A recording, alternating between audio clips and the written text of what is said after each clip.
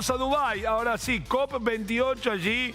Thaís Gadea Lara. Thaís, muy buenos días para mí, entiendo que muy buenas tardes para vos. Gracias por darnos este ratito de tu tiempo. ¿Cómo va? No, por favor, Nacho, gracias. O sea, sigo siendo yo, solo mi voz no se escucha tanto probablemente como la que suele ser mía.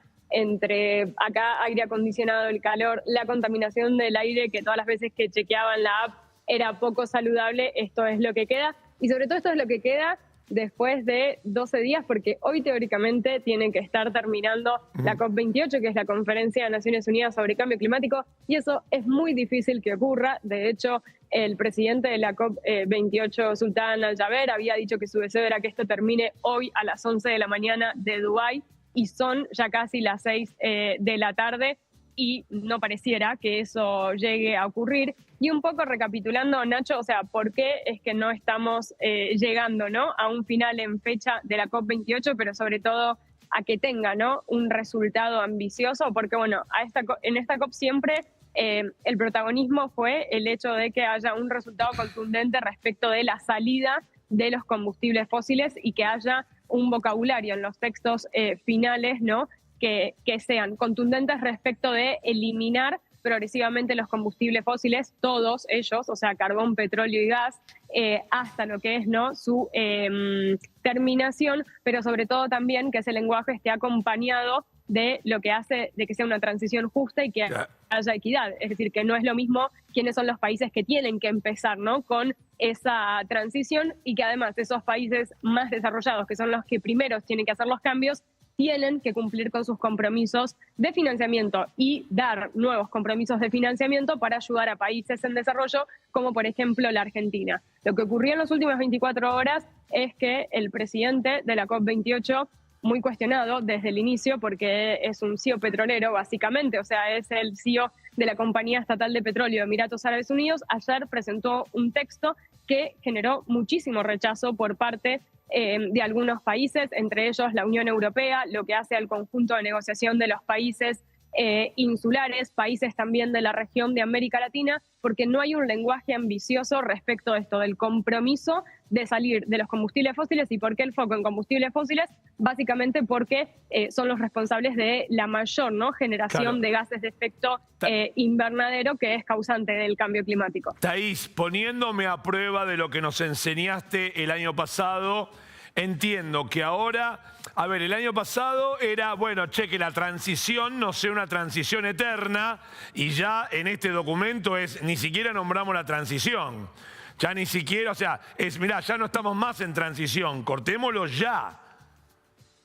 A ver, sí, obviamente todo se sabe que no va a ser de un día para el otro, pero el hecho de que esto va a ser parte de lo que es el texto del balance mundial, que el balance mundial va a reunir cómo vienen los países implementando o no el Acuerdo de París, que sabemos ya el resultado de ello no se viene haciendo, ¿no?, como debía ser, pero lo más importante es una serie de, digamos, una guía de recomendaciones de cómo mejorar en la implementación del Acuerdo de París, que básicamente es el consenso, ¿no?, que tenemos y que tienen que hacer cumplir los países. Entonces, acá lo que se busca es que haya un compromiso mucho más ambicioso respecto de que en esta transición que hay que hacer y que sobre todo hay que marcar cambios drásticos a lo largo de esta década, sí haya un camino concreto de eliminación de los combustibles fósiles. De los combustibles fósiles, no de las emisiones, porque ahí es donde empiezan las trampas en el vocabulario. Claro. No es lo mismo que uno trabaje con políticas para la eliminación de los combustibles fósiles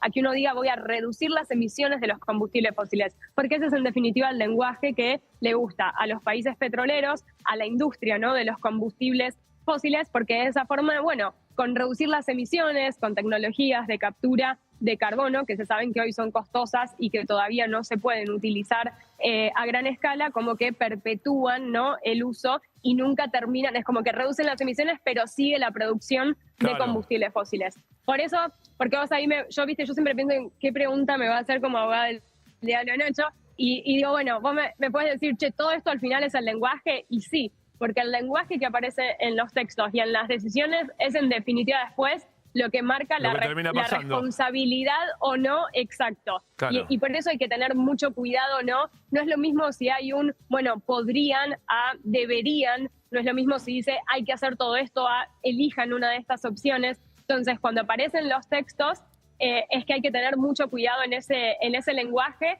y sobre todo en que se respeten, ¿no?, cuestiones de las diferencias que hay respecto de las responsabilidades que tienen que tener los países por su contribución, ¿no?, al problema. Siento que hablo y acá de fondo me ponen la música cada vez más en alto, no sé si es a propósito. Claro, pero... justo, mira, era parte de las preguntas que me quedaban por hacerte. Primero, si hay, a ver, entendeme bien, acoso a aquellos periodistas que puedan ser realmente críticos como lo sos vos. Segundo, representación argentina en COP28, si es que hubo. Tercero, si hubo manifestaciones fuera del predio en donde se está realizando esta COP. Bueno, la verdad que, a ver, Nacho, yo lo conté acá en el canal y lo hablé mucho con vos también. Cuando el primer día puse el trípode y vi que todo estaba normal alrededor, fue la verdad que una tranquilidad enorme respecto de lo que había pasado, ¿no?, en Egipto el año pasado, donde donde la intimidación había sido muy grosera, ¿no?, por así decirlo.